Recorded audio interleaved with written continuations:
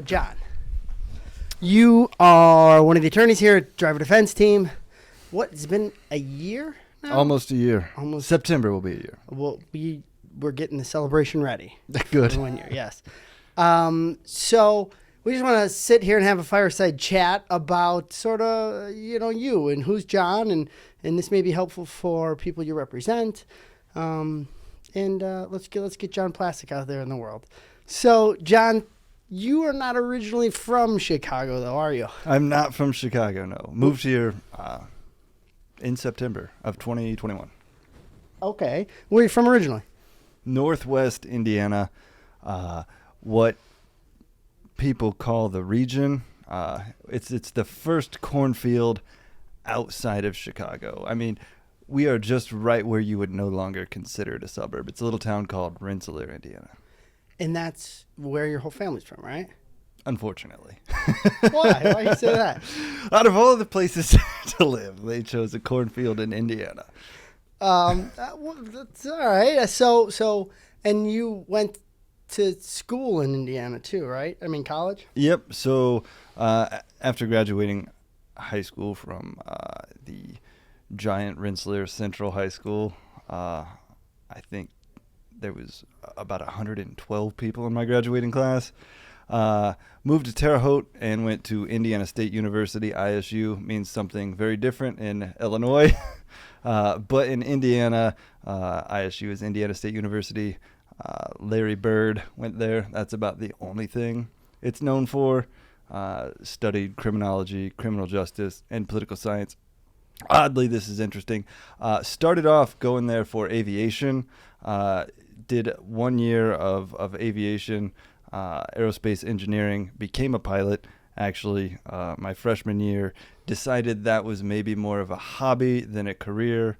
Mostly I learned how much pilots make starting out, and I was not interested in being a pilot anymore. So then you decided to go, like, lawyers make a lot of money, let's do that. No, so that's kind of interesting.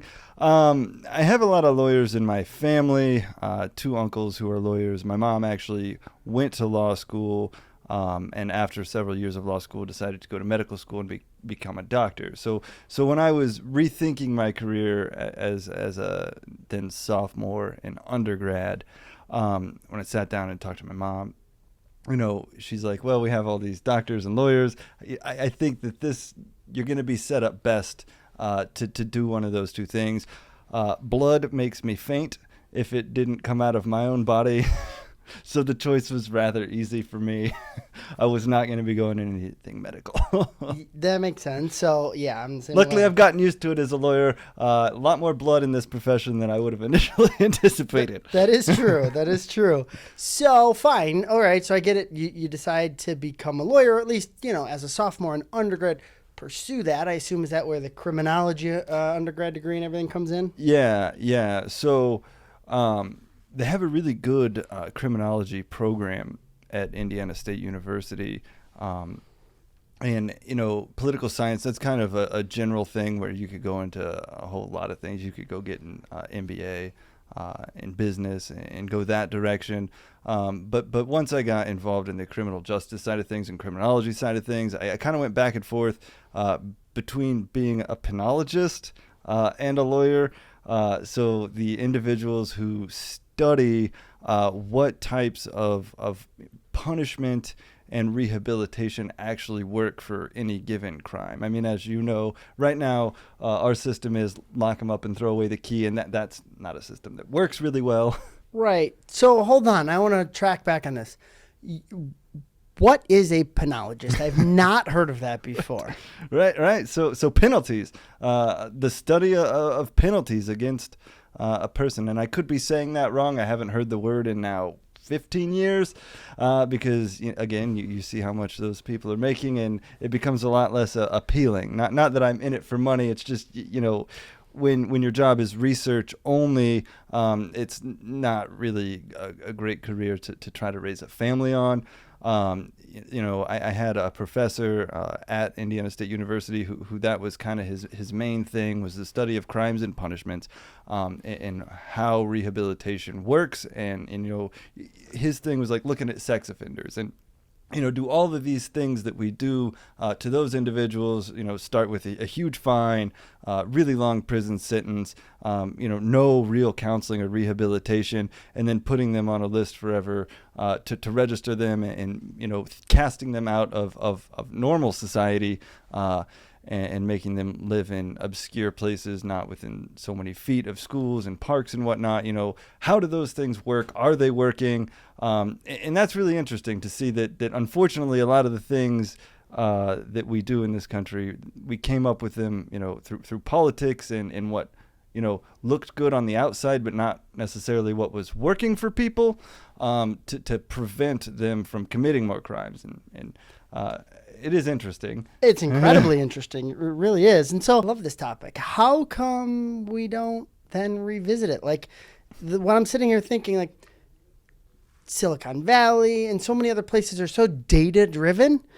I mean, a penologist studies, I assume, I'm just learning what it is, but studies that data, right? And so we have it. We just don't actually go back and make changes to those penalties to be more effective. Well, I think when we come up with the answer to that, you and I are going to be president and vice president. Got it. Unfortunately, in no particular order. Right, in no whatever. particular order. Whoever wants to do it.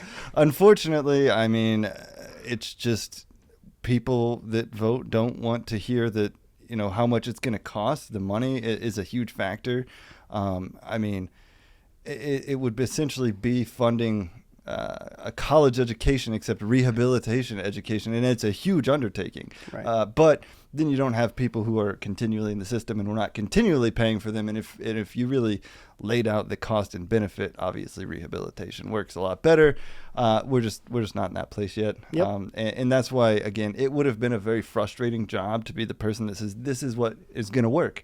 I know it's going to work because I've demonstrated that it's going to work, and then to go to the people who are running these prisons, as you know, majority private prisons, that they're not interested really in rehabilitation. When you're making money off of people living in your facility, you have an interest in people continuing to live there. Absolutely. The incentive plays a role there, a big role. I'm speculating. I don't know. Sure. I'm not personally involved. Neither of us are. I get it. But from my experience in that. And so you decided to go upstream and instead just keep them out of prison in the first place. Exactly. Okay. That was exactly the motivation. Once you really get involved in the system and seeing how it works, you start to learn about the Constitution to some meaningful extent. I think when you're in undergrad, it's difficult to really grasp, all of your rights. And once I really saw how the system worked, it became really alarming. And I think that's probably why you're involved and why a lot of people became lawyers. Once you see how the system works, it's kind of a terrifying place. And you think to yourself, I think I should probably try to help as many people out of that system as possible and prevent them from going into that system. Even if they are guilty of sin, it then doesn't become about keeping them out. It does become about protecting their rights, protecting the Constitution, and making sure that the government is doing their job appropriately. Because if they trample on your client's rights, what's to stop them from trampling on your mom's and then yours? And then, if you give a moose a muffin, I'm sure you've read your children that book. If you give an inch, the government would like a mile. I think it's if you give your mouse a cookie. If you give a mouse a cookie. Same idea. So is that the Indiana in you coming up with the sort of keep the government in check? Keep the government away from me. I mean, a little bit of it, right? I mean, there's sure. some merit in that. I'm certainly. sure. Obviously, it is a much more conservative place. Sure. The two places I have lived, obviously. I mean, Terre Haute is a pretty conservative place. It was actually, going back in time to 2008, the presidential election that year, I would have been in undergraduate.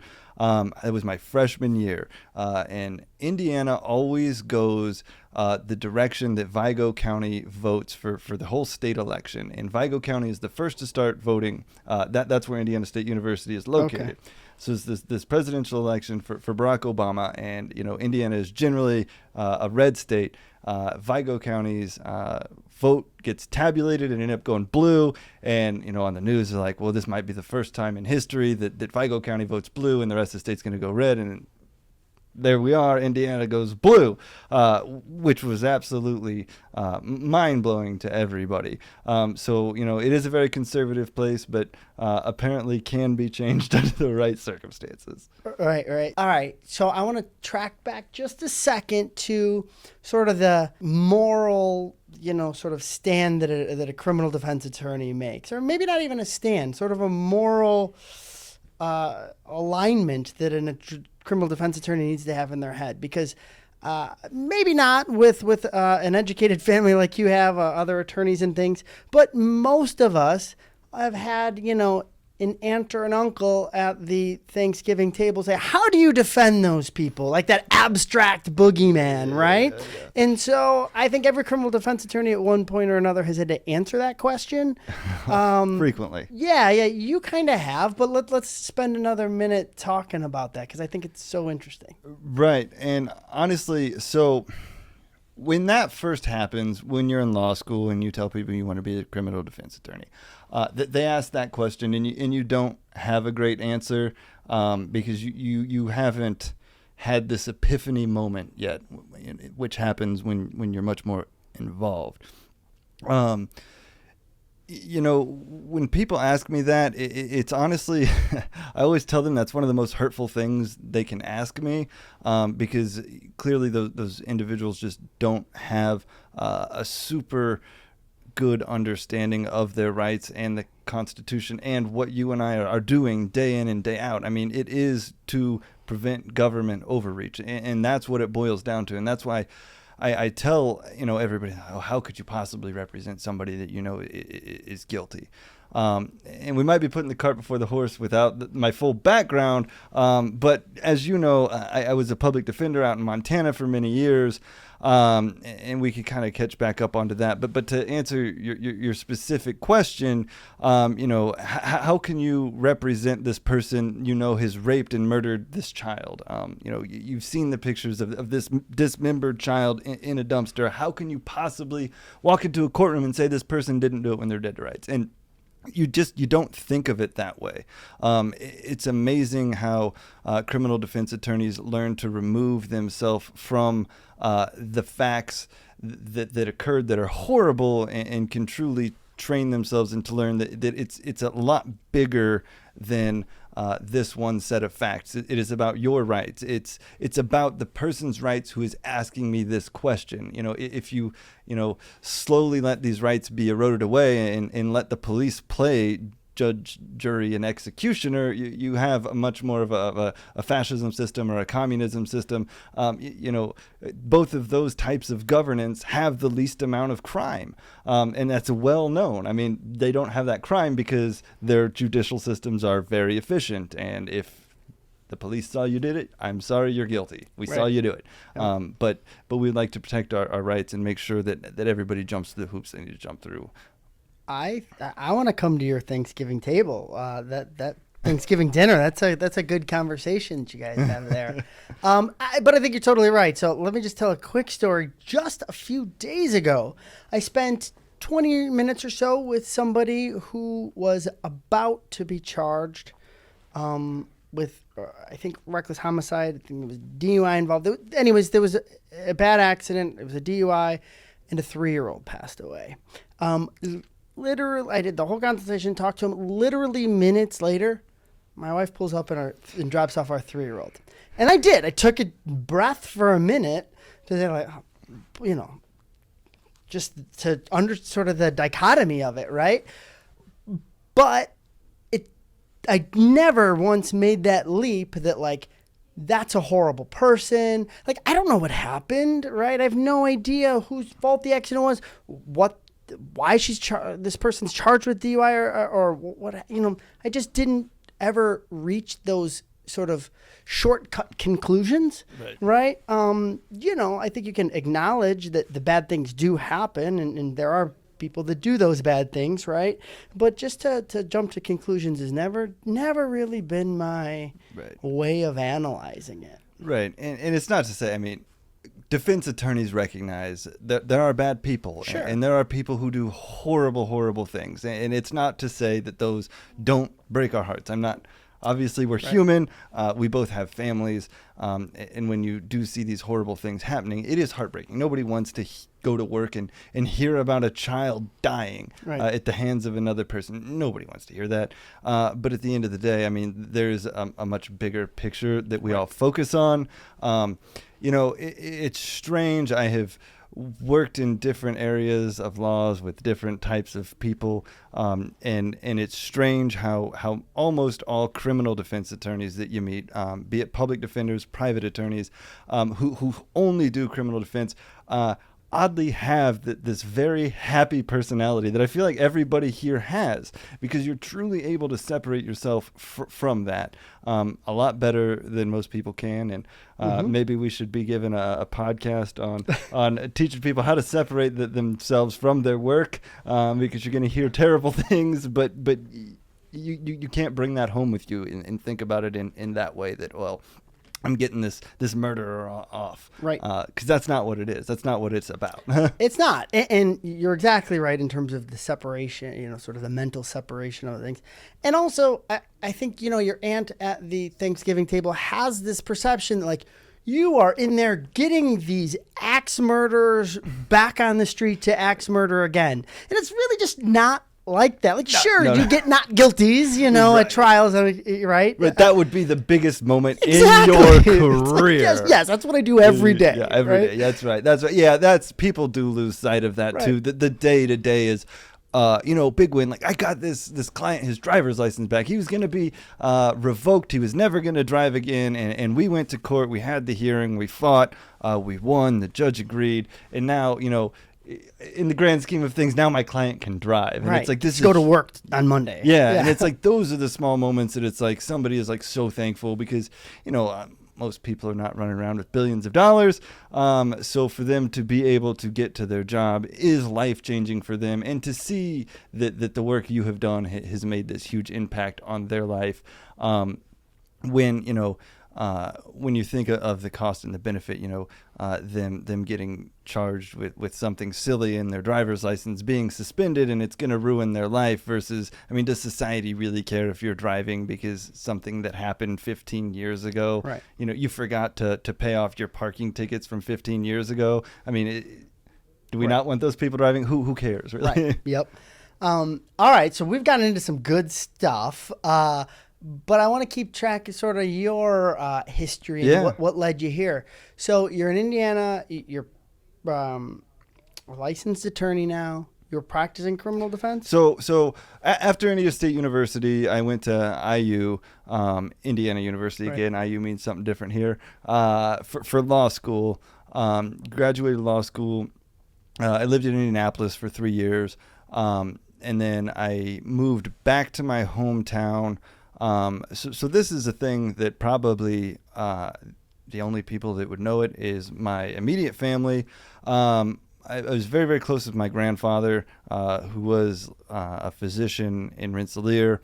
I moved back up to Rensselaer to take care of him right after I graduated law school because my family was going to put him into a old folks home. And I did not want that to happen because, he was like my best friend growing up, and I would hate for that to happen to him. So I was taking care of him for about a year because that was very involved, as you can imagine. Truly at the end stage of life, caretaking for him. And while I was doing that, I was taking contract public defender cases from Jasper County. The public defender system in Indiana operates a lot differently than most places. It's county ran in the sense of any attorney who practices in that county can bid on the contract to be a public defender. So say, Jasper County is a very small county. It's only 5,000 people. I think they either have, 3 or 4 public defender contracts. You bid on it for the year. Say you bid $75,000 on it. Then you get 1/4 of all of the public defender cases that are divided up amongst everybody. So an attorney that I knew who did that, who also ran a private firm, would then, hire somebody like me to independently contract these cases. So he bids on the contract for $75,000, turns to me and says, "Will you do it for $50,000 because you're right out of law school?"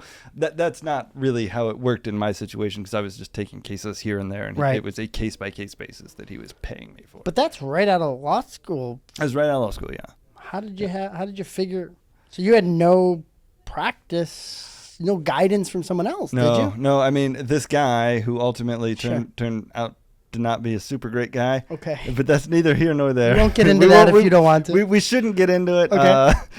It's kind of a stain on my life that I worked with this guy. Super nice guy. Questionable decisions he made. But so Rensselaer is a very small place. Like I said, 5,000 people in the entire county. Everybody knows everybody. I knew him. I asked him if I could take some of these cases. He said sure. So it was going over for initial appearances and stuff to the court, and then getting paid literally just for the work that I had done. Sure. On it. The big opportunity that I had there, taking these contract cases, was an appellate court case for a guy who was in prison. He said, I was the trial counsel on this. We lost at trial. We need to appeal it. Here is 10 boxes worth of crap. Go through it and figure out a way to appeal it. So I won this, and it is literally one of my proudest moments in my entire life. Not a lot of people brief something to an appellate court win, and then somebody literally walks out of prison at the end of all of this. So I went through all of this stuff. This guy, there are very tight timelines on when you have to file an appeal. He blew that deadline. We managed to overcome that because in Indiana, they have the rule says, the final order or judgment of the court. Well, the judge had never actually issued the sentencing order, despite the guy being sentenced and already being in prison. It was never actually filed, stamped, and delivered to us. So the Indiana Court of Appeals agreed with me that we overcame this deadline because they had never, quote unquote, issued the final order or judgment in the case because it was not file stamped and sent to us. So that was a huge thing to overcome. But that's just to get the appeal heard. That was to get the appeal heard. We had to overcome that burden. Wow.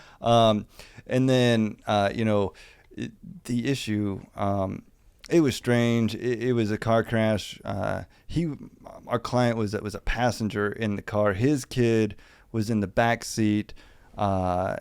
Kid gets ejected. Client runs, had a warrant. So he's not around. He gets charged with whatever, I can't remember the statute anymore. It's been a long time since I practiced in India. Whatever, the felony criminally endangering a child would be, because he left the scene and he was a parent. He left the scene after the crash. Yeah. But the mom was there. A helicopter ended up having to land there and airlift everybody. Besides our client happened to be okay enough to run. And the thing that they didn't establish at trial that we won on was that this guy actually was never involved with this child at all, ever. He was literally just in the car, and he was biologically this child's parent.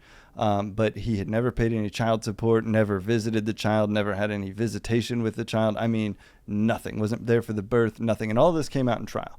But it went to a jury despite them not really hitting every element of the crime. Sure. The Indiana Court of Appeal reviewed the brief and said, there was no duty owed. Why would this guy, who is essentially a stranger in a car, need to stay there? Despite being the biological father. Despite being the biological father. Yeah. Interesting. Yeah, so the case, it's all public record if you ever want to look it up. Sure. Billy Burden versus state of Indiana. that appeal. It's actually a published appeal, so it's an appellate court brief. Right.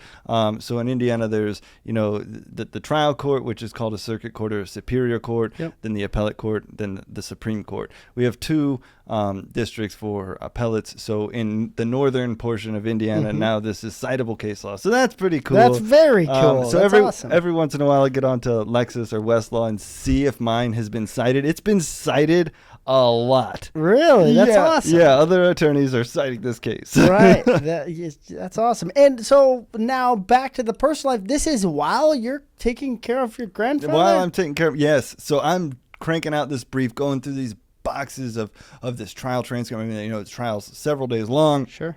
For this case, because there's so many people involved. I mean, the helicopter pilots are testifying, the ambulance drivers are testifying, the mom's testifying, everybody, the police. There was like 3 witnesses to this whole thing. I mean, I think it ended up being, I want to say 60 pages long. Yeah, I'm the sure. brief to the appellate court.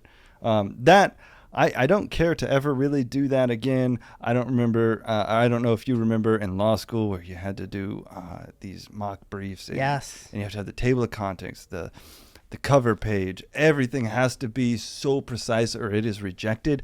It is like that in real life. So I submitted this thing. It got rejected. I'm like, I don't know what to do. So I'm like on the phone with this court clerk down in Indianapolis. I'm like, what did I do wrong? And they're like, we can't really tell you. What? So I had to get a hold of another attorney who does these appellate briefs and look at it, and they're like, oh, you just got to make these changes and it's good to go. Yeah, anybody's got to write that much. It's just not in me. I mean, maybe that's why we're now practicing at the trial court Right, level, at the trial level. It's a lot more exciting. Yes, it is more exciting, a lot less writing involved. Yes, certainly. So I got other interesting stories about working in with Indiana? In Indiana. I want to hear. All right, so the very first thing that I ever worked on was a triple homicide case. It can't go in. Yeah, I know. You can't make this shit up. Yeah, I know. Cannot go into a lot of detail on this one. But triple homicide case, it should have gone to trial, in my opinion. I was working with this guy. I feel like maybe I used this as an example when I interviewed with you, and you had asked something along the lines of, working with somebody you didn't get along with. Well, this attorney and I disagreed with the track that this should go. I truly and wholeheartedly still believe this case should have gone to trial because the client was unaware that the murder was taking place. And he was told afterwards that he himself was going to be killed by the person who actually stabbed these people with a knife. And it should have gone to trial, and we had a true duress defense, where this guy was afraid he was going to die if he said anything. As you know, I ended up getting a job at the public defender's office in Montana. I ended up leaving that case mere weeks before it was set for trial. I mean, I was heartbroken that I had to do it, but the public defender's office was like, we can only give you so long. Right. Move out here.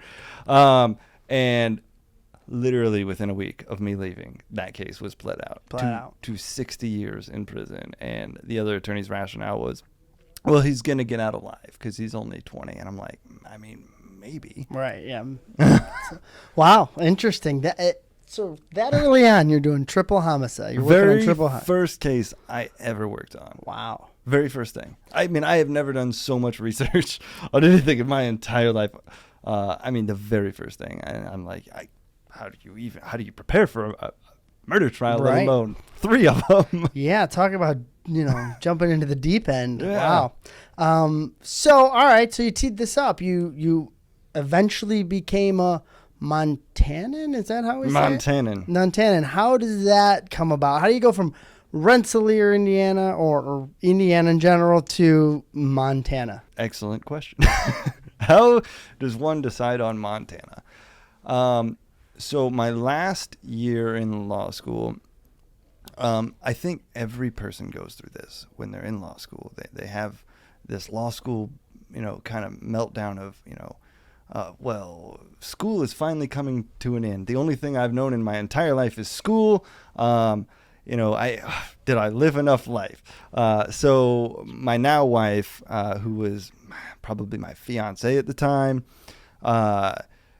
we went on a very, very long road trip, from leaving from Indianapolis all the way out to Seattle, down the entire coast of California, back all the way through. So like 3 weeks almost on the road.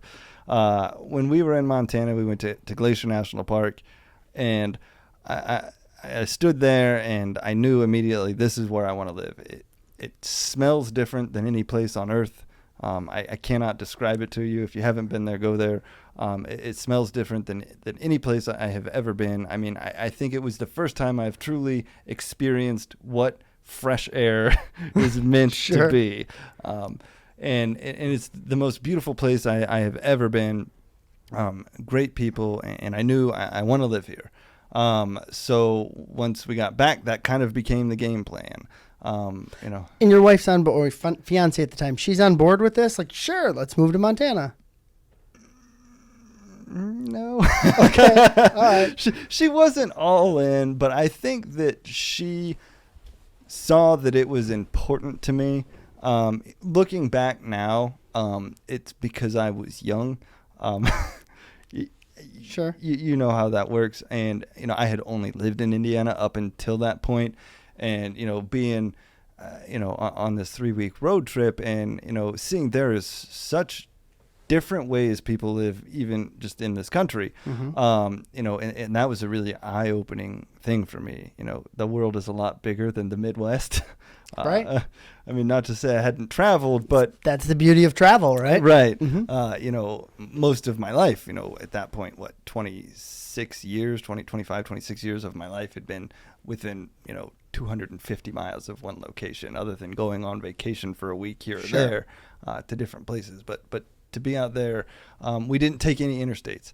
So only highways the entire way. So I'm telling you, we saw like the meat and potatoes of this country, and truly saw that it's just different every single place you go. And I was like, these people are great people, and they are great people. And it's a beautiful place, and I knew I wanted to be there. And Gabrielle was ultimately, my wife, fiance at the time, ultimately very supportive. Agreed, we've only lived here. Let's go and see what happens. Well, so did you move out there before you had a job? No. Okay. No, I'm not that reckless. Right. Okay. Certainly. I am very calculated in all my decisions. Sure. Yeah. So we got excited about an idea. So I would say almost 2 years passed from the time the decision was made, until the trigger was actually pulled on that. So I was working in Indiana, getting some experience while I was taking care of my grandfather, writing this appellate brief, working on this triple homicide. I am simultaneously then studying for the Montana bar, because they use a different bar, to get admitted to practice law. They use a different bar exam than the Indiana one. Indiana is state specific, so obviously right when I graduated, I took it, I think it would have been 2016, studied, took the exam, passed it, started practicing in Indiana, immediately started studying for the Montana bar. Which is the same one you all use here, the uniform bar exam, the UBE, versus the Indiana one being state specific. So I immediately start studying for that. I go out there, drive all the way out there. It was Gabrielle, her sister, and we drove out there. I took the exam, and then. Boy, that's a story in and of itself that I have not thought about in a long time. When I'm taking that exam, keep in mind, in Indiana, and I'm sure in Illinois, when you're taking the bar exam, it's a room of hundreds of people. Yep. Hundreds of people from all over the state. We've got lots of law schools, a lot of people taking this exam. Yep. I drive out there. I'm taking it in the winter this time, not even the spring, so it's even less people. And there's maybe 17 people in this room. It's incredible. In this, like breakfast area at a hotel. Wow. I'm not kidding you. Right. And I'm like, well, this is different. That goes to your concept of, different places, different Wildly people, different. I was different just like, process. wow, I was like in this huge lecture hall at like the Indiana Convention Center for the Indiana Bar. Now I'm in this hotel breakfast bar, taking this bar exam with 17 other people. So the proctor had the flu during this. So he is coughing the entire time. It is very distracting, and I'm not kidding, it's very distracting. A whole lot of people ended up failing that. multiple people appealed because of this individual being so distracting. What a lawyer move. These people aren't even lawyers, and they're already appealing. Appealed the bar exam results because of this person being sick while we were all taking this test. I passed, so I didn't appeal. So not to toot my own horn, but honestly, like, if they would have asked for like an amicus brief for like people to write on, like, was it distracting? I would have said yes. Absolutely. It made it so difficult. Somebody walking around while you're taking the exam coughing on you. Oh, God. Do you have any idea if they were successful or not? They were not. No. They were not. So once you, are admitted to the bar in Montana, they send you their quarterly bar magazine. So I got that, and there was a big article about these kids appealing this, and that they ultimately weren't successful. Right. But I ended up getting the flu from this guy. Did so you really? Driving back from Montana with like a fever of 103. Not knowing your bar results either. Not knowing my bar results, sick as a dog, having to drive 24 hours. Wow. So you passed. I passed. How much longer do you get? You got some irons in the fire in terms of a job at that point? I went out there, passed, came back, go back to doing the public defender stuff because, getting the results is, 2 or 3 months, maybe even longer. I can't remember off the top of my head. It felt like forever, obviously. Sure. Taking care of my grandfather. He ends up passing away, I think in about September. And I end up getting the job after. I mean, it seemed like fate. It was wild. I mean, I don't believe necessarily in higher powers and things working out the way it should. But I end up getting the results, applying for the job. He passes away, and then in like a week later, wow. I get this formal offer from them, and it's like, wow. I mean, I guess this is meant to be. So we pack up all of our stuff and move out to Montana. You did quite a thing there, moving back and taking care of your grandfather there. So that was the hardest thing I've ever done in my entire life. Really? It was the hardest thing I've ever done in my entire life. Well, I mean, yeah, and it's an honorable thing. It sounds like it was, in some way, depending on how you look at it, rewarded, right? But watching somebody that you love so much waste away and ultimately die, I mean, is heartbreaking in a way that is difficult to describe. I mean, I assume because it would be like a 1-year-old child if you're passing away that you had, dedicated every moment to for the last year. I'm changing him, washing him, feeding him, everything. That's the kind of end stage we're talking about, not, Yeah. Yeah, I mean, wow. Really difficult stuff. And to see him ultimately pass away was horrible. That's ingrained in my mind, as you can imagine.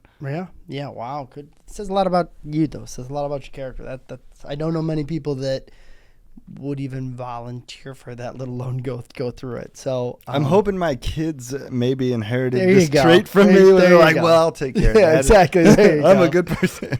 All right. So now you're in Montana for the first time as a public defender. So keep in mind, a non-contract public defender. Yeah. So it's a state-ran system. Sure. So that's the way their system works. It's a state-ran agency. They used to do it county-ran. There are some counties out there with a matter of hundreds of people. So if you got a felony charge in one of these counties that had hundreds of people, their county didn't have a lot of money. Their public defender system was going to a private attorney and saying, I'll give you $400 to take this felony. Right. And people are like, I can't do that. How am I supposed to make a living myself? Sure. Well, the ACLU ended up stepping in Montana and saying these people are not getting adequate representation, that this is violating your right under the Constitution to an effective assistance of counsel. Yep. So the ACLU stepped in, sued the state, was successful, and it forced the state to come up with a state public defender system pretty early before I started working out there. I mean, only a matter of a few years before I started out there that this whole thing had gotten off the ground. So as a state-ran system, I was technically a state employee. Boy, that is difficult for a client to wrap their head around. It's the state prosecuting them. It is a county judge, and you are a state attorney. And they feel like it is the state against them. And how do you convince that person I'm not working for the state? it's hard. Yeah. Wow, that's unique. So, are you limited then to one area, or are you representing people all throughout the state? So when I first started there, I was put in the Great Falls, which is the town I live in, Great Falls, Montana, the Great Falls Municipal Court.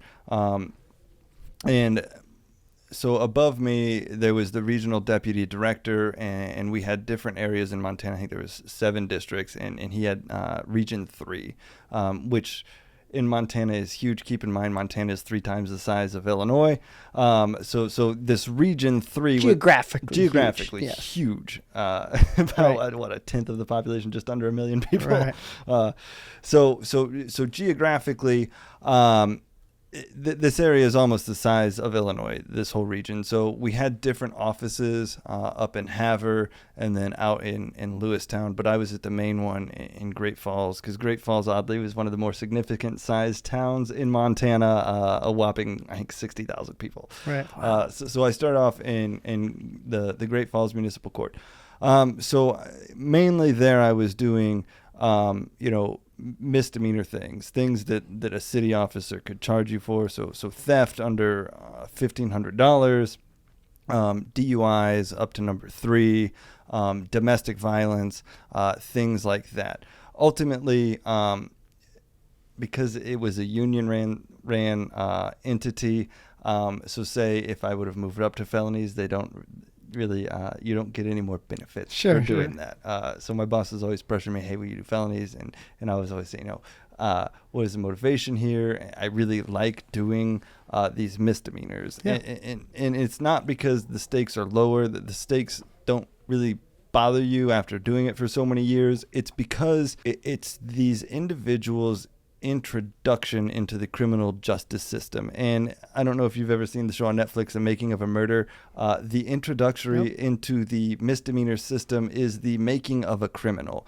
And yes, it starts with one driving while suspended, and that's not that big of a deal. But if you go in there and just plead guilty on that right out of the gate, and you get another, and now you're looking at a felony. Yep. And now you have turned somebody into, I didn't pay my parking tickets, I didn't pay my speeding ticket, my driving license got suspended, I got pulled over for this, I had passed all the tests to be a licensed driver, but because I didn't know that there was a speeding ticket out there that they sent to my house that I never saw because I moved. Yep.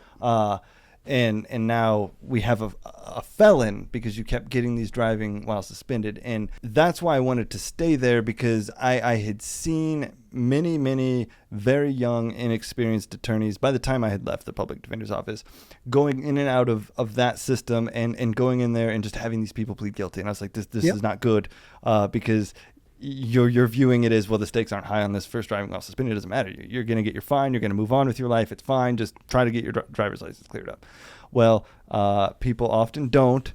And so if you don't have a effective representation at that level, these people end up getting stuck in the system. And I was like, I want to break this pattern. So I went to my boss, who's an absolutely awesome guy, Matt, out there, and I explained this to him, and he's like, you are right. I have constantly been putting these people in here who don't really have a lot of experience, because I thought that this was a great way for them to gain experience, which is true. And is a common practice. Right, it is, because you think misdemeanors, the stakes are low, nobody's going to prison. Sure. Well, he puts me in there. He makes me what he quote unquote calls like the chief public defender of municipal court or whatever. He gave it a special title to make me feel special. But then I was training all of these new hires. So every single person that the Region 3 hired out in Montana for the public defender's office, I was training. So I think I ultimately ended up training either 3 or 4 other attorneys who then did move up to felonies, because they were then adequately trained on, don't just plead people out on things. It's not what we're looking for. Yep. You have to hold the state's feet to the fire throughout the system. Yep. I think you just articulated what I love about this firm. Exactly. And that's why I chose you. We can get into that. Thank you. I love that. So, but yeah, I think actually you've put your finger on that better than I ever have.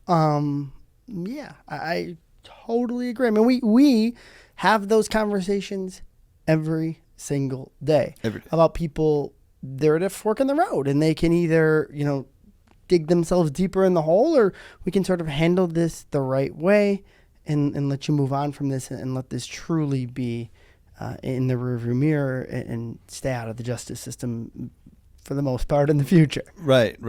Exactly. And we do an awesome job at it. Honestly, I'm not just saying that. It's a lot of attorneys that I have seen practice here, and I'm not poo-pooing on anybody. Sure, of course. But at the, I practice at the Daily Center. I take all of the firm's cases here at the Daily Center downtown, which is a huge volume.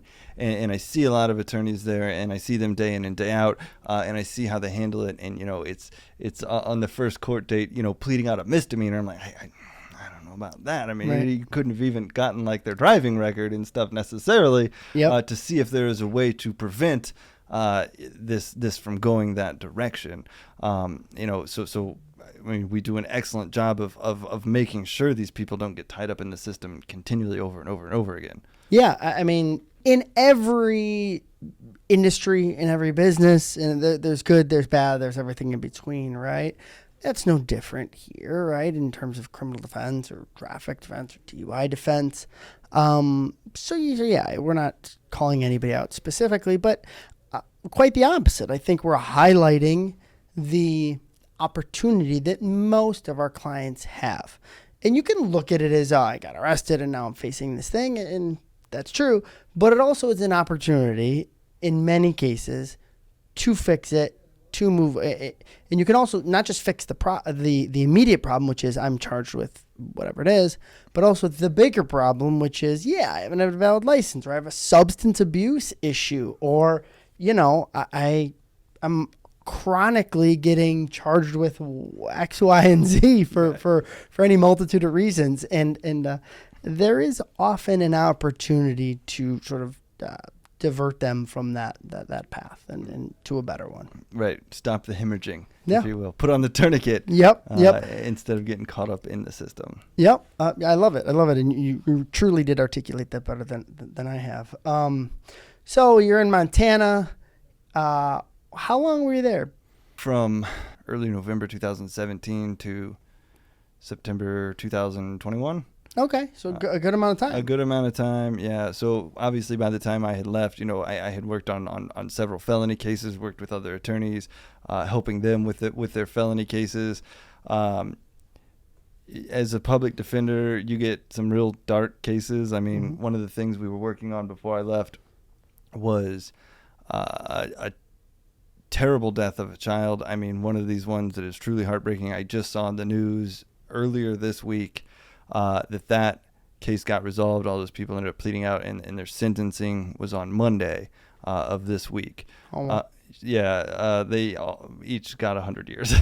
Oh, wow. Yeah. Oh, it was terrible. Again, you have a light spirit about it because the people you work with, they have a good spirit about it. But at the end of the day, I mean, it's not fun to see, a case you were helping people with result in people going to prison for 100 years. When you step back and think, did they deserve 100 years? The one individual, absolutely. The other one, I don't think so. Sure. I mean, and that we were on her case, on the one that I don't think should have gotten 100 years. And the primary attorney on that case, she's now the assistant regional deputy director there, is the most brilliant attorney I've ever met in my entire life. Present company excluded. Certainly. She is the most brilliant attorney I have ever met. Fair enough. In my entire life. You just meet people who are so just above the standard person, and it's, I saw her do a handful of jury trials that ended in acquittals.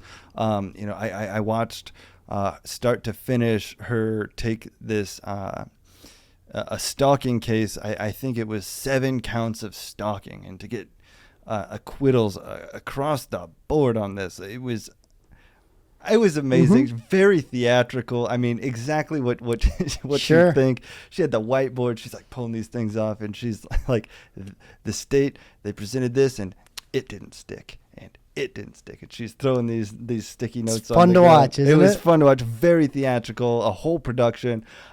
She would be in her office until 9 o'clock at night practicing this stuff. I mean, every move is deliberate.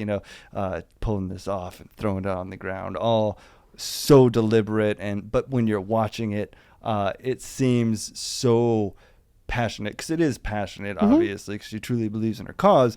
But I mean, attention to detail like I have never seen in my entire life. So let's give the public defenders as a whole some props here. I mean, you're referring to a public defender. Yeah. Oh yeah. She's brilliant litigator. Several of them. I mean, the greatest people. Honestly, out in Montana, in that system that they had running, the people who were not cut out to be great attorneys and doing it because they believed in it were really quickly weeded out. I mean, it's soul crushing. Right. So you have to do it because you believe in it, not you're not doing it for a paycheck by any means. What was your caseload just on any given day? On average, I would say 180 would be where I was comfortable. That didn't seem overwhelming while I was out there.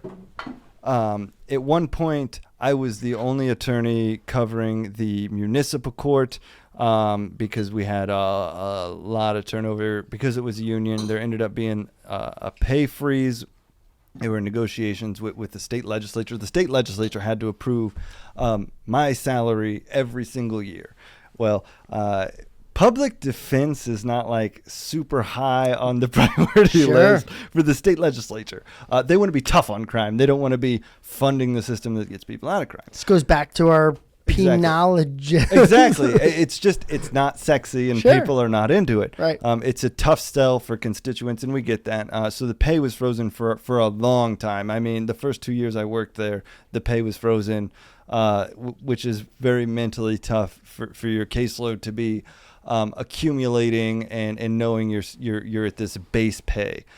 So there was this insurmountable amount of turnover. We were in dire straits, and my boss came to me and he's like, "Hey, I don't want to have to ask you to do this, and I probably can't be asking you to do this, but the guy who's in municipal court with you is leaving. Do you think that you can cover all of these cases, because we don't have anybody else?" Well, out there they have what was called case weights, where the ACLU had determined this amount that was the ethical amount for any given attorney to carry. This case weight amount, hours on your desk. And he's like, it's above and beyond that, obviously, but I don't know what to do. And, I'm like, I guess I really don't know what to do either. I mean, 50 people have court tomorrow and they have to have an attorney there. What do you do? I'm not going to say, well, I'm not going to show up for those people. Yeah, I'm going to be there, obviously. Yep. So that's what it was. And I think its apex was about 350. A lot of cases. That was soul crushing. I mean, it was awful. It was a terrible, dark place. But you don't want to leave and give up, because then what do all those people do? Right. What do your colleagues do who are depending on you being there? I mean, what do you do? I mean, you keep your head down and you deal with it, and that's what I did. And it paid off, because ultimately my boss, Matt, out there was able to get more people hired. The budget freeze ended. We did a new contract negotiation, which made it really appealing for people, new attorneys, to move out there. And a lot of people did. And then he ended up putting 3 people in the municipal court to relieve me a whole bunch of all of these cases. And made up for lost time. Yeah, clear a bunch of them out, because, at that point, some of the cases I had taken over from another attorney who were, 4, 5, 6 years old. Wow. That it's just, you can do nothing but show up and just be like, "Judge, we need another continuance. I don't know what you want me to tell you. I got 350 cases. Right. The only thing I can do is show up and ask you to continue it till we hire somebody." Wow. Yeah. That's a tough go for a while there. It was tough. And that lasted about 6 months. The great thing about it was, after that, it's like, well, John was the guy that had 350 cases. Right. Does he want to leave at 4 today? All right. I mean, he dealt with it for a really long time. Okay. With a smile on his face, I'm sure. Yeah, we dealt with it. I mean, He lost a bunch of weight, but he got here at like 5:30 in the morning and didn't leave until 7 p.m. But all right. Wow. So all right, if you got any more Montana stories, I'm happy to hear them. I didn't ask The wilderness. You didn't ask about the wilderness. Well, I'm just kidding. Sure. Nobody wants to know about it. Well, you do got a little wilderness. Did I see that maybe this may be back in Indiana, you made small houses and what? You got some Yeah, we glazed over that. interesting hobbies, maybe? Yeah. So when I was studying for the bar out in Montana, my now wife and I, Gabrielle, had built a tiny house on wheels. We bought an RV that was a meth lab that had burned down, built a house on that, pulled that out to Montana, and I had a Dodge Ram 3500 dual rear wheels. This thing is huge. I had to get oversized load permits, overweight load permits to drive all across the country with this thing. It's 16 and a half feet high. It's overheight. Every bridge we came to, we're caravanning out there. Gabby's in one car. I'm in this truck pulling this monstrosity. She's got to get out and make sure that I'm not going to take this bridge out. Hold on. So you and your fiance drive around the country, taking only highways. Is this the same trip? No, different trip. Different trip. Different Okay. trip. So you and your fiance are driving around the country. Just you two? So this was when we were moving out there. I'm pulling this tiny house. I see. Because I was wondering why the heck you're driving separate cars. No. So when we moved out there, obviously I have to move all my stuff. So we put all of our stuff in this tiny house. She has this Jeep Wrangler, packed to the gills with stuff. I have this Ram 3500, this giant pickup truck. This is a manual transmission that I'm driving out there. Oh, it's a manual transmission. Diesel. Yeah. That is pure Indiana and it is pure Montana. I think. It worked perfect. Yeah. It really was. Her mom rode out there with us because we've got the dog. Our child was a baby at that point. So the baby, pulling all this out there. That was quite the experience. Moved out there. It was sitting in our driveway, but word got around. There's this tiny house in Great Falls, and people were interested. So Gabby's like, well, I wonder about this. So we're looking at tiny houses for sale out in Montana. A lot more valuable than they are in Indiana. So we ended up posting this thing and selling it, right? Built it, pulled it out there. So you built this on a frame of what? It's an RV. It was an RV. It is an RV. It's an RV. So the reason we went that way, this is a weird story, man. So because it had a title and it was able to be registered. So we buy this RV that was a meth lab that had burned down. We clear everything off of it, and it's just the frames. We have it sandblasted, kind of fix it up. I learned to weld. We did some welding on it. Her uncle is a welder by trade. He did some welding for us on it. Get this thing registered. So it's actually able to have a license plate and everything. Build, so it was a steel frame. You think of a stick-built house that's made with wood. I learned to weld, so we did it with steel, so it was a lot lighter. Sure.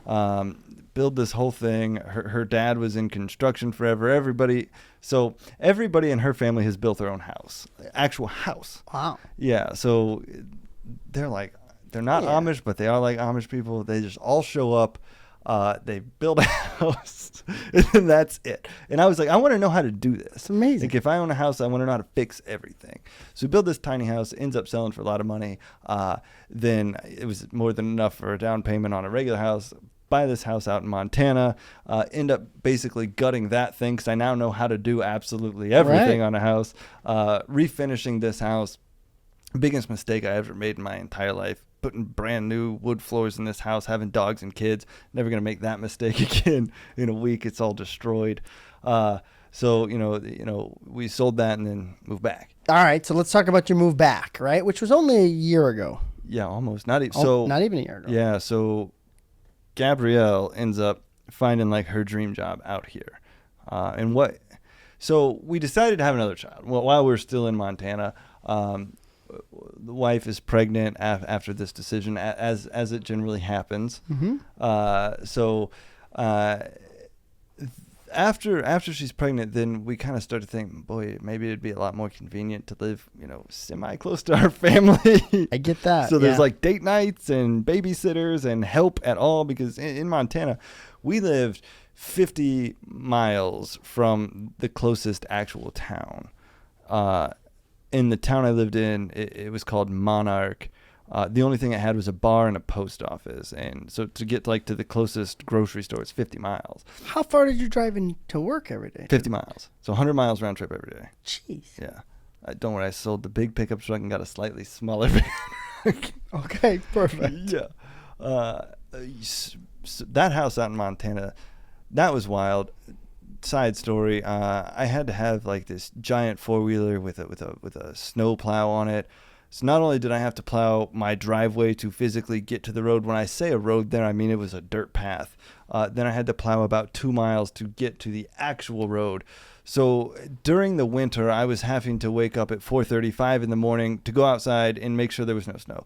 Out in the mountains, they can't predict whether or not it's going to snow or not. I mean, the last year we were there on 4th of July, they got over a foot of snow at my house. On the 4th of July? On the 4th of July. Yeah. So they can't predict. I mean, it's unpredictable. Sure. It's unpredictable. So when you go to bed at night, you have no idea if there's going to be snow on the ground. So it's waking up impossibly early, and it's sometimes you'd walk out there, and I am not kidding you when I say sometimes it would be waist deep. And people exaggerate snowfall. This is not an exaggeration. It would be above the headlights on my pickup truck, just snowfall. It is called Great Falls. Yeah, exactly. Okay. Yeah. So I mean, and Montana means mountain. I mean, it is a rugged place. Luckily, somebody was willing to buy that house. I was like, I don't know if you know what you're getting into. But Wow, that's incredible. And to anyone in Chicago, that is totally foreign. I mean, we complain about I got in the driveway I had to plow, 2 miles just to plow. When we moved here, so this winter was man, it's a real tough winter. A lot of snow. I'm Right. Really? Right, Like, yeah. It's Right. maybe 6 inches. It's Wow, what? Yeah. This is great. That's incredible.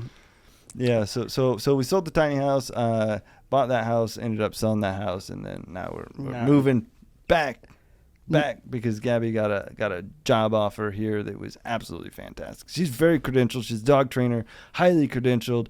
This place in Chicago reached out to her and is like, we've been looking for somebody with your credentials for a long time. Would you be willing to come out here? And she's like, yeah, we're having this child. The time seems right. Right. So we made the decision to come back. Yep. So she moves here in March of 2021. And I'm like, Gabby, I got to get admitted to the bar. Firsthand, that was not the quickest experience that I have ever been through. Not at all. It's your My third now my state that you're licensed in. third. Yeah. So she moves out here to start this job. She's pregnant. I mean, pregnant. She moves out here with our other child. I'm living out in Montana alone, trying to sell this house. I end up living in this wilderness house, all alone. I did not, listen, it's funny. I didn't sleep with the lights off for probably 3 months straight because I'm alone in the wilderness in this house. I get it. I'm afraid to go in the basement sometime, and I live in the suburbs. I get it. Turning off the lights. The rifle next to me. I'm like, yeah, it's spooky out there. Sure. So she's living out here for 4 or 5 months, pregnant, alone. Obviously, she has her family to depend on at least. I'm out in Montana alone trying to get admitted to the bar. I start sending out my resume when I thought that the time was, several months had passed when I had applied to the bar here. I didn't have to take a bar exam. As right. you know, I was able to get admitted through motion, which is an application in a different way. They see how much experience you have. Right. And I did that, and I thought that was going to be a quicker experience than it was. It took several months. Welcome to Illinois. Welcome to Illinois, exactly. So I sent out my resume to a few places, including this one, for criminal defense, as I thought that I was nearing the end of the application process. Right. Oh, how I was mistaken. And then, all right, so what was your goal? I mean, so you'd done criminal defense in Indiana, certainly as a public defender, plenty of criminal defense in Montana. I mean, you're hooked now. Is that the only thing you were looking to do in Chicago or no? Yep. Okay. So, when I was in law school, I had done an internship with a private defense attorney who was general practice, who did a little bit of everything all over the board. So when I was with him, I did criminal defense, I did some family law stuff, and I did some civil law stuff, like personal injury stuff. Right.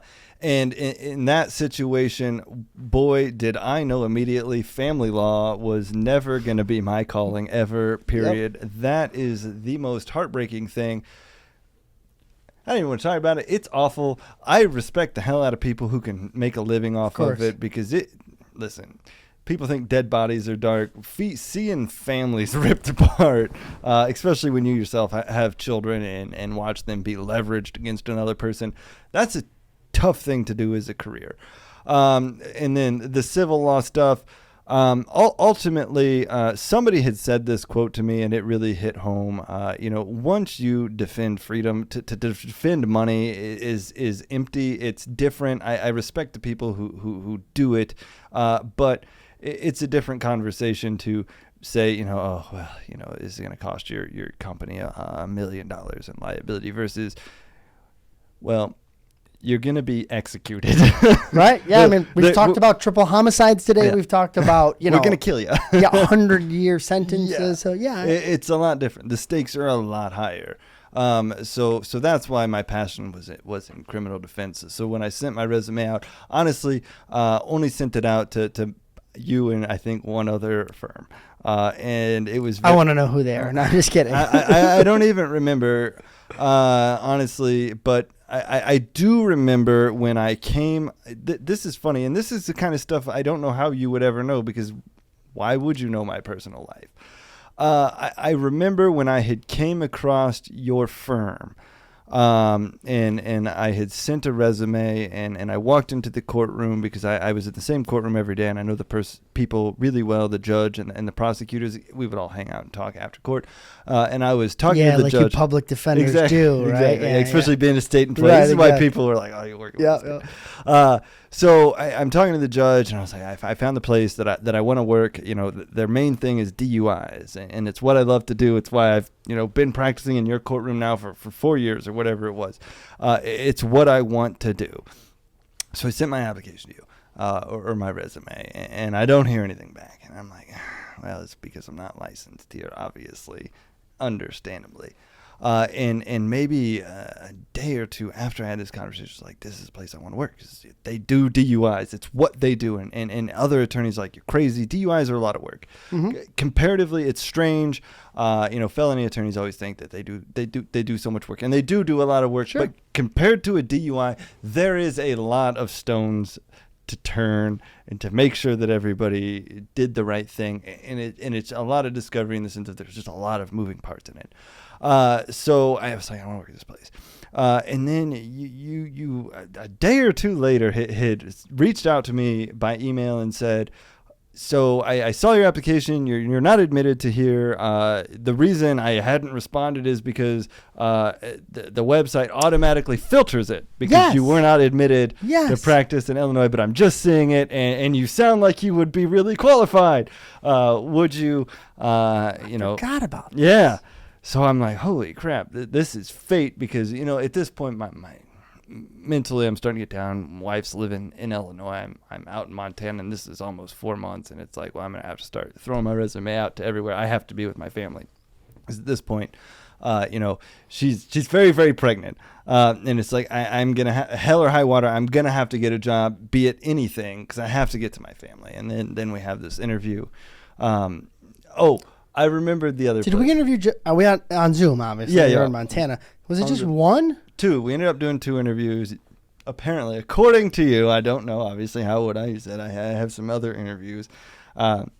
You then set up another interview maybe a week later, and in between my first interview with you and the second interview, I did end up having a job with the one other place that I applied for. The Lawndale Christian Legal Center. Oh, yeah. Yeah, they're a Good people, do nonprofit. good things. Yep. Yeah, nonprofit. Do felonies for juveniles. Yep. In the South Side of Chicago. Yep. So I interviewed with them, and I think I had told you that I had an interview lined up with this place, and you were like, "Oh, I better set up another interview." Right. So you set up the other interview pretty quickly. Yep, I remember. And then, I think I had explained to you during the process why I specifically wanted to work at this firm, and then it comes back to the. Well, and I thought it was bullshit at the time. Really? Right? No, That's heartbreaking. I'm just kidding. It's funny that you say that because, I talk to other attorneys and they say, the public defenders drink this Kool-Aid of you're doing it to fight this greater good. And we truly do believe that. And I hope that my work has demonstrated that I'm doing it for the belief in the system. Right. And it really is nothing more than that. It's keeping people out of the system in the sense of at the ground floor. Right. People show up to court with their driving while suspended and think, oh, it's not a big deal. It's just one driving while suspended. Sure. Well, one turns into two, turns into a felony. Mm-hmm. And the stakes become quite high very quickly. And we have it, like we talked about, we have that opportunity to change that trajectory for them. Exactly right. And I knew I wanted to be here. And I'm so thankful. Listen, it's funny. Again, how would you ever know? No matter what happens in my life, you will always be the person that reunited me with my family. At anything else, you were the person who reunited me with my family. Really? I love that. That's great. Why would you ever think about that? Right. And here, let's not, we don't need to turn it into, you're making me nervous here talking into, but No. I mean, here, it's been, you've taken it, you had the experience. There's no question, right? I mean, we interviewed on Zoom a couple times. Like, this guy's got 350 cases in Montana doing exactly what we do. DUI, 300 bench trials. Yeah, exactly. 300 trials. Ridiculous, right? Yeah. 5 jury trials. Doing the exact stuff we do, your domestics, your retail thefts, but also obviously heavy traffic. So there's no question that, but I will take a moment to say, you jumped right in. We got 20 people now with this firm, and you couldn't have jumped in any better, and fit in with everybody. Done a great job for clients. So that's not the point of our meeting here today. No. Right? But sincerely. But yeah, no, sincerely, it's been a great fit, and I hope you feel that way too. I think. Yeah, absolutely. Yeah. So the personality. All firms have a personality. You have cultivated a really great personality of people, and we have talked before. As a newer firm, not new firm, but newer. There's some 5-6 years. Yeah, there's some firms here that are 100 years old. Obviously, Exactly. in comparison, newer firm. And obviously, there's going to be ebbs and flows, but I think in my heart, you have gotten this great group of people, and it's hammered down to where it's this personality. The law firm has this personality.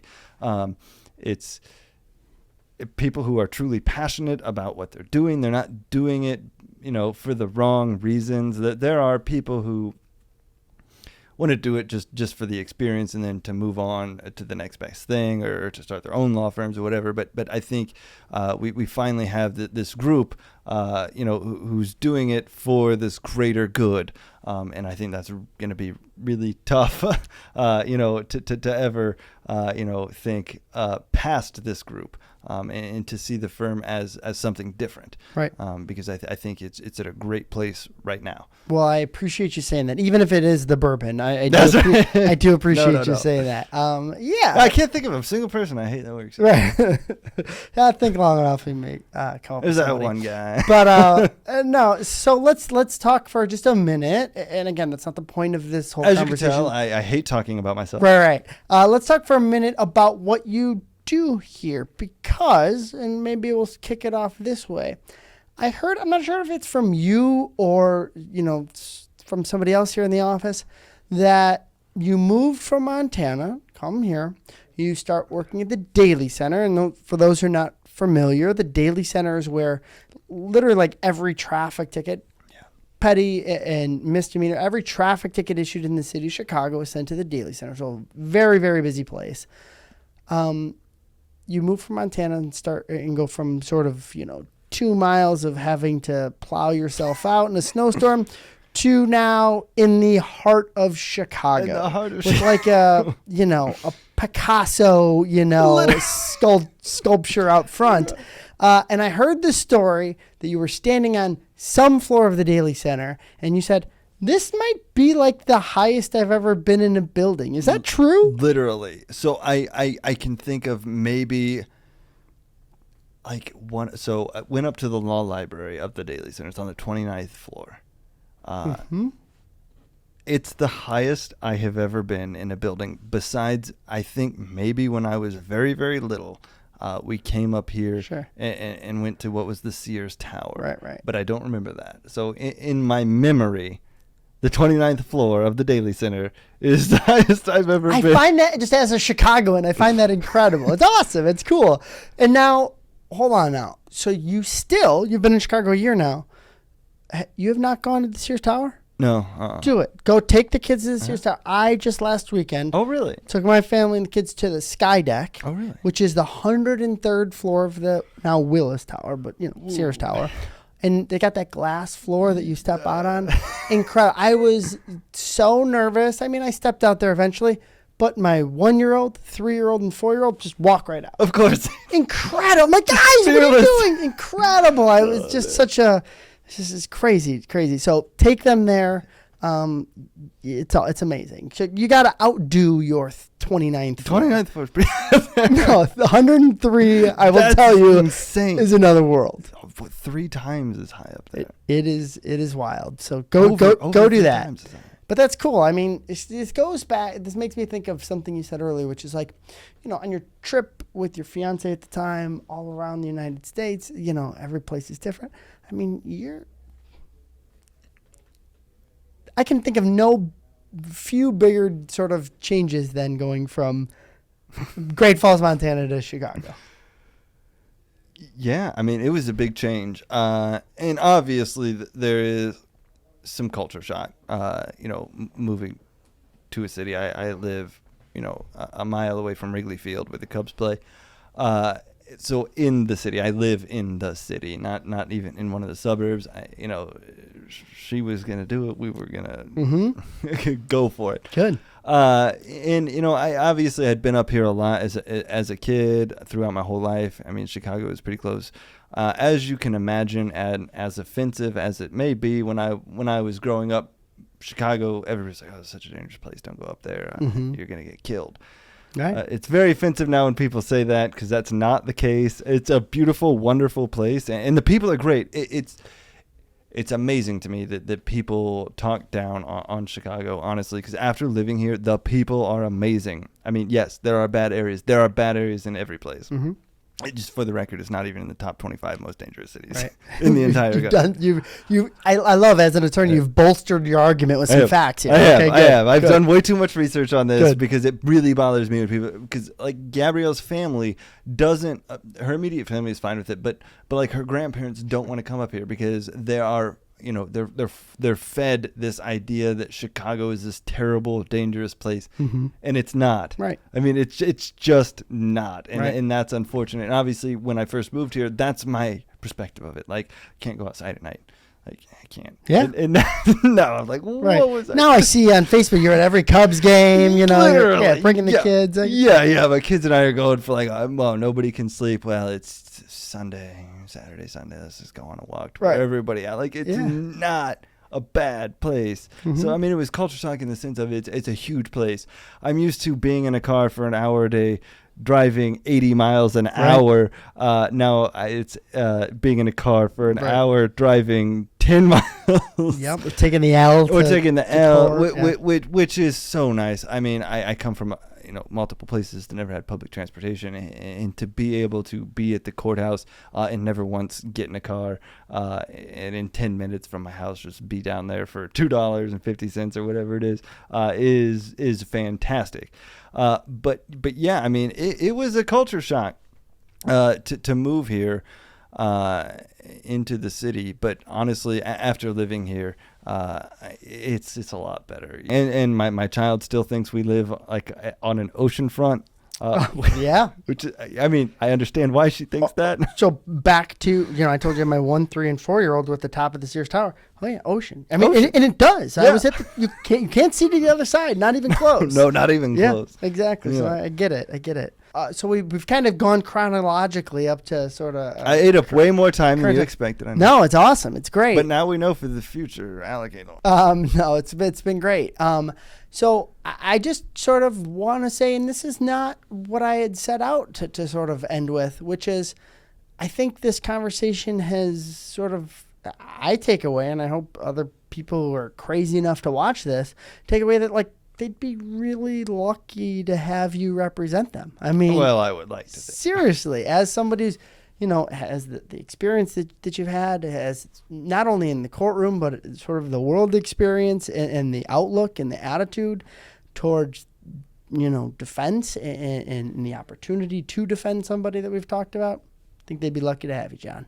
And I don't say that just as somebody, who's a colleague and works with you. I say that after sitting here with you for whatever it's been, 90 minutes or so. Well, I truly appreciate it. And like I said, I chose to work for you for very calculated reasons. I want to be a part of this firm. I want to see it grow. And I hope and I think truly, after knowing the people I worked with for a year, I do think that we're all amazing, unique people that, like I said, you have developed truly a personality for this firm. And I think that it's going to be difficult to ever find that in a different firm. Mm-hmm. So if anybody is ever hiring, yes, attorneys are very real people. As you can imagine, we do have our own lives. We do have our own experience. I think that as young as I am, I have an absolute insane amount of experience compared to most attorneys ever. I mean, most attorneys that you meet have never done a jury trial ever. I've been a part of 5, 3 of which have been me as the primary lead attorney on it with co-counsel, and then co-counseled on 2 other ones. We have an insane amount of experience. And when you add all that up with everybody here, same thing. I mean, life experience, like you said, and criminal law experience, and it's unbelievable. It truly is unbelievable. I tend to agree, but I'm very biased in that. Right. No, cheers, man. I appreciate it. That's right. This is good. This is great. Let's spend another 90 minutes soon running it back. I think I think you got a whole lot more stories to uncover here in the future. Right. That's right. We didn't even listen. We did not even touch on the DUI area of law. We didn't. We just got into background stuff. We didn't. We teed it up for the next 90 minutes of DUI law specifics, which that's where it gets exciting. It does. We'll grab another bottle of bourbon, and we'll do it again next time. I agree. All right. All right. Thanks, John. All right. Thanks for having me. Everybody.